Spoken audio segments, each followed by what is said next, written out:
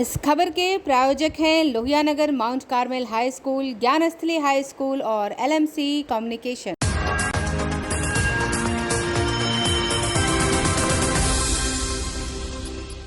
नमस्कार, मैं हूं अमित और आप देख रहे हैं आंखें न्यूज़ 24। आइए नजर डालते हैं आज के महत्वपूर्ण खबरों पर। धार्मिक स्थलों से लाउडस्पीकर हटाए जाने संबंधी उच्चतम न्यायालय के फैसले का यूपी के बाद अब बिहार में अमल। पटना तख्त हरमंदिर साहिब से हटाए गए लाउडस्पीकर। बिहार के उच्च माध्यमिक स्कूलों में खुलेंगे IIT लैब। शिक्षा विभाग ने पटना IIT से साइन किया MOU।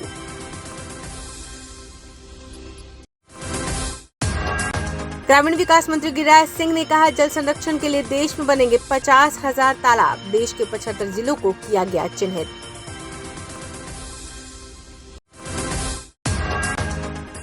कॉमन सिविल कोड मामले पर मंत्री अशोक चौधरी ने कहा, बिहार में इसकी जरूरत नहीं। वहीं मंत्री जनक राम ने मिल बैठकर फैसला लेने की बात कही।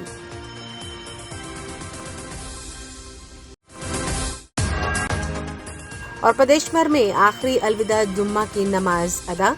अमन चैन की मांगी गई दुआ।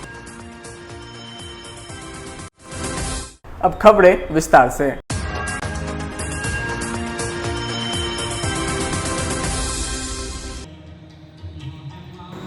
यूपी और अन्य राज्यों में जिस तरीके से धार्मिक स्थानों पर लाउडस्पीकर और साउंड बॉक्स हटाए जा रहे हैं, बिहार के पटना साहिब तख्त हरमंदिर साहिब गुरुद्वारा के जत्थेदार रंजीत सिंह गोरे ए मस्कीन ने मीडियाकर्मियों को बताया कि ईश्वर और भगवान कोई बहरा नहीं है जिसको चिल्लाकर कहने की जरूरत होगी। किसी भी व्यक्ति को ध्वनि प्रदूषण की परेशानी ना हो, इसके लिए पटना साहिब गुरुद्वारा में सुप्रीम कोर्ट की गाइडलाइन के मुताबिक ही लाउडस्पीकर और साउंड बॉक्स को पटना साहिब गुरुद्वारा कैंपस में बजाया जा रहा है और आगे भी कोशिश की जाएगी किसी भी तरीके से ध्वनि प्रदूषण से लोगों को परेशानी ना हो।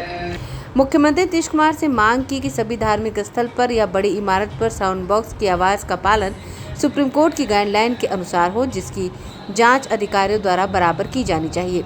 बता दें कि ध्वनि प्रदूषण को रोकने के लिए सुप्रीम कोर्ट ने धार्मिक स्थलों से लाउडस्पीकर हटाने का निर्देश दिया है। उत्तर प्रदेश में कई जगह पर लागू भी किए गए। बिहार में इसको लेकर सियासत भी गर्म हुई। कुछ धर्म के लोग इसका विरोध भी कर रहे हैं, लेकिन पटना साहिब गुरुद्वारा में इसकी पहल की गई।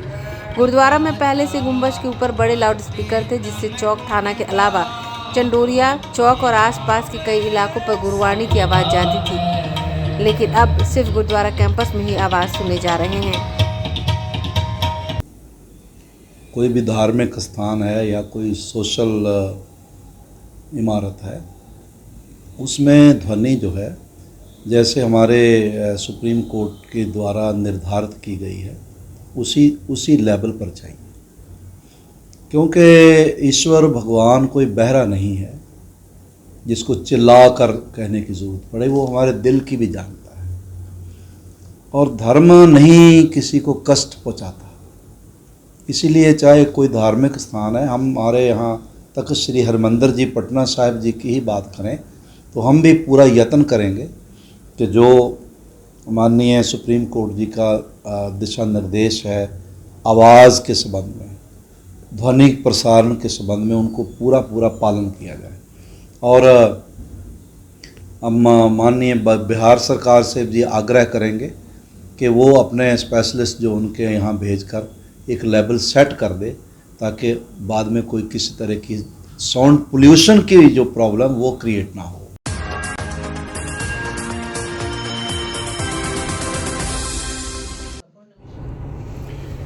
बिहार के उच्च माध्यमिक स्कूलों में मॉडर्न विज्ञान लैब स्थापित करने के लिए शिक्षा विभाग ने पटना IIT के साथ MOU साइन किया है। राज्य के 50 उच्च विद्यालयों में मॉडर्न लैब स्थापित किया जाना है। प्रयोगशाला को 2 चरणों में स्थापित किया जाएगा। पहले चरण में पटना के 7 उच्च विद्यालयों में लैब व्यवस्थित किए जाएंगे और दूसरे चरण में राज्य के अन्य स्कूलों में लगाए जाएंगे। इस मौके पर शिक्षा मंत्री विजय कुमार चौधरी ने कहा कि इस तरह का प्रयास बच्चों की पढ़ाई में बहुत ही सहायक होगा। प्रयोग के बिना विज्ञान को समझना मुश्किल है। इस प्रयास से बच्चे प्रभावी रूप से ज्ञान को प्राप्त करेंगे और आगे बढ़ेंगे। IIT का प्रयोगशाला अब सरकारी विद्यालय में खुलेंगे, जिसका लाभ छात्रों को मिलेगा। कि आज अनुकरणीय विद्यालय जो चयनित हुए हैं उनमें प्रयोगशाला को अद्यतन बनाने के लिए आज MOU पटना के IIT के साथ हुआ है। सभी को मालूम है जो आईआईटी देश की एक प्रमाणिक और काफ़ी उच्च स्तरीय संस्था होती है, और वो जब अपने सहयोग से हमारे उच्च माध्यमिक विद्यालयों में प्रयोगशाला को सुसज्जित करेंगे तो स्वाभाविक रूप से बच्चों का प्रयोगशाला में जो ज्ञानवर्धन होता है, और उसमें भी विज्ञान की पहली सीख होती है जो आदमी देख के ही समझता है, इसीलिए दूसरे विषय में नहीं होता है। लेकिन विज्ञान में सैद्धांतिक भी होता है और प्रैक्टिकल भी होता है, जिसको कहते हैं प्रयोगशाला में। तो अगर हमारा प्रयोगशाला संवर्धित रहेगा, जिसका प्रयास हम लोग कर रहे हैं, तो स्वाभाविक रूप से बच्चों में ज्ञान भी प्रभावी ढंग से बच्चे ग्रहण कर पाएंगे और वो ज़िंदगी में आगे अधिक सफल हो पाएंगे, क्योंकि देख के जो आदमी समझता है वो बहुत गहराई से आत्मसात होता है। कितने चरणों में सर इसको establish ये 2 चरण में होगा। अभी तो पटना के जो 7 उच्च माध्यमिक विद्यालय हैं उनमें शुरू हो रहा है, फिर नेक्स्ट फेज में हम लोग जो बाकी 43 है उसमें करेंगे।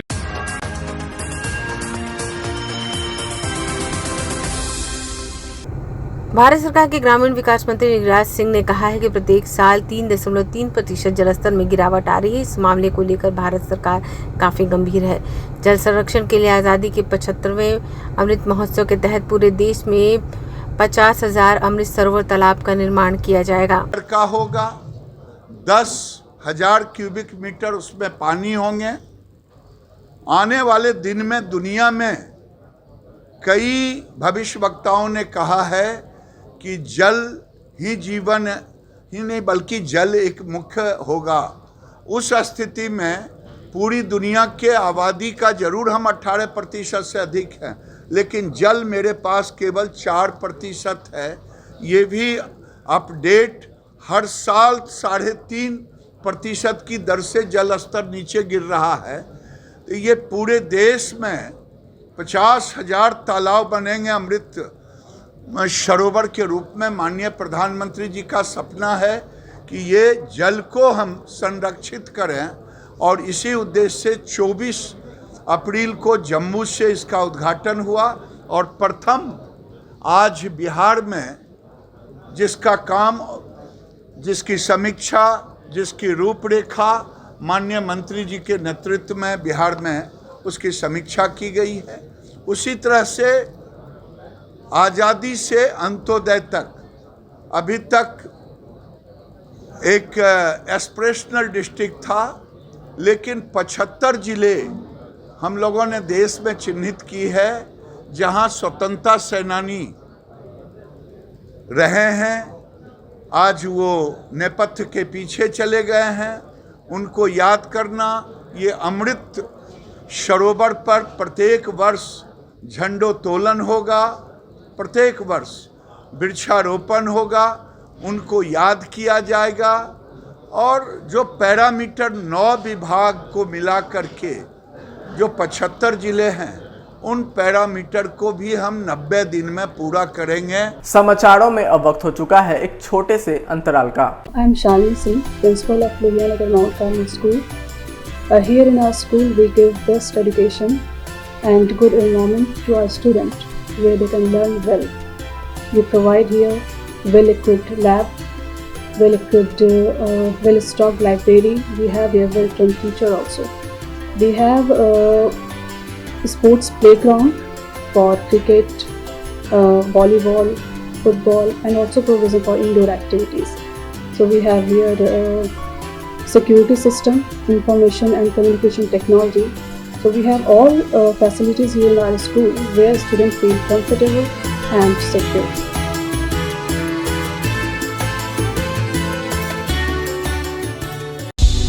क्या आप पत्रकारिता के क्षेत्र में अपना कैरियर बनाना चाहते हैं?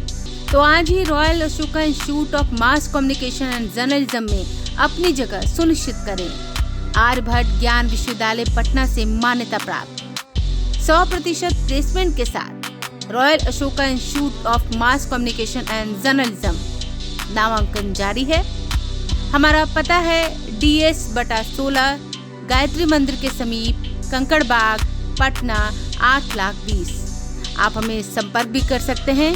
हमारा मोबाइल नंबर है 9955456126। ब्रेक के बाद आपका फिर से स्वागत है।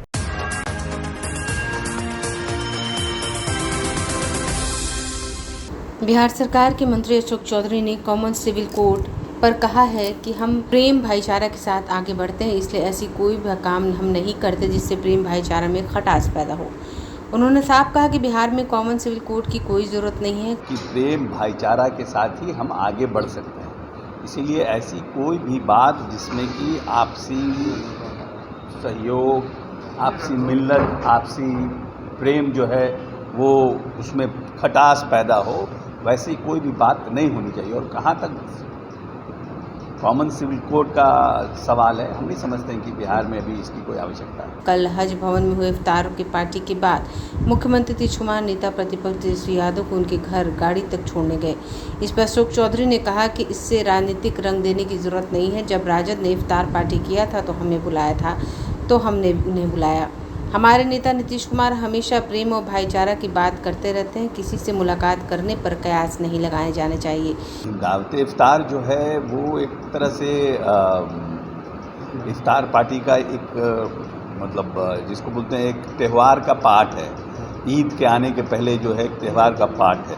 अभी हमारे मंत्री जमा खान जी ने भी किया था, उसके बाद हमारे क्या नाम है आरजेडी के लोगों के द्वारा भी किया गया और माननीय मुख्यमंत्री जी को बुलाया गया, माननीय मुख्यमंत्री जी शामिल हुए।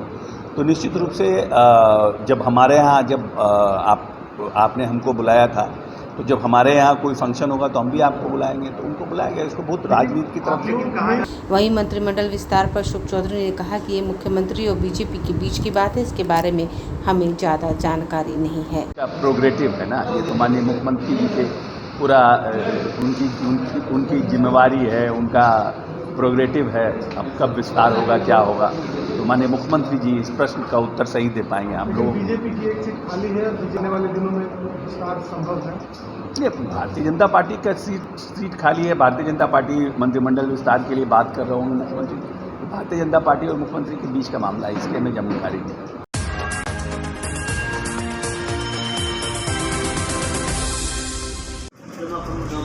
मुसलमानों के पवित्र माह रमज़ान के माह के आखिरी जुमा नमाज आज अदा किया जा रहा है। मुजफ्फरपुर शहर के कंपनी बाग रोड स्थित प्रसिद्ध जमा मस्जिद के पास बड़ी संख्या में रोजेदारों ने जुमा की आखिरी नमाज अदा कर अमन, चैन, शांति और देश की खुशहाली की दुआ की। बताया गया कि यह रमज़ान माह में बहुत ही महत्वपूर्ण भूमिका वाला अलविदा जुमा नमाज के दिन मांगी गई कोई भी दुआ अधूरी नहीं रहती है, सभी पूरी होती है। वहीं अररिया में रमज़ान के आखिरी दिन अलविदा जुमा के मौके पर अररिया के जामा मस्जिद में हज़ारों की संख्या में अकीदतमंदों ने नमाज अदा की। इस मौके पर एक तरफ जहां चांदनी चौक हटिया रोड पर नमाज पढ़ने की व्यवस्था की गई थी, वहीं प्रशासनिक व्यवस्था भी मुकम्मल देखी गई।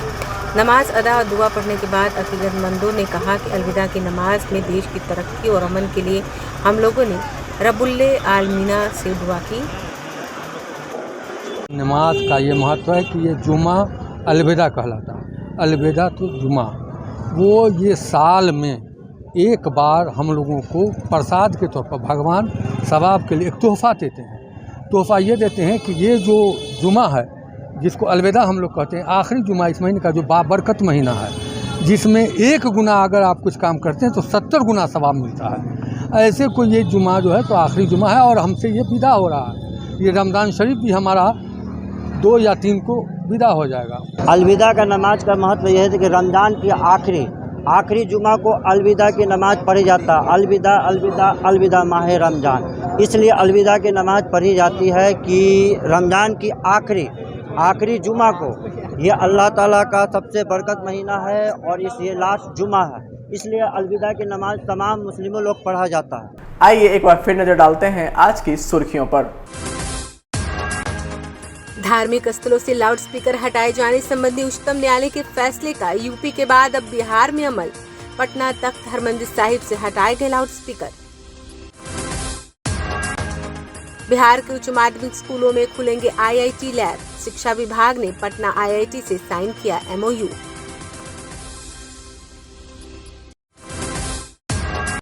ग्रामीण विकास मंत्री गिरिराज सिंह ने कहा, जल संरक्षण के लिए देश में बनेंगे 50,000 तालाब। देश के 75 जिलों को किया गया चिन्हित।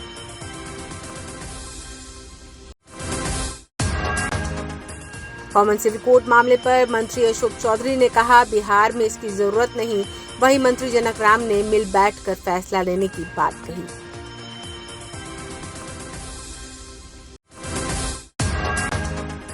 और प्रदेश भर में आखिरी अलविदा जुम्मा की नमाज अदा, अमन चैन की मांगी गई दुआ।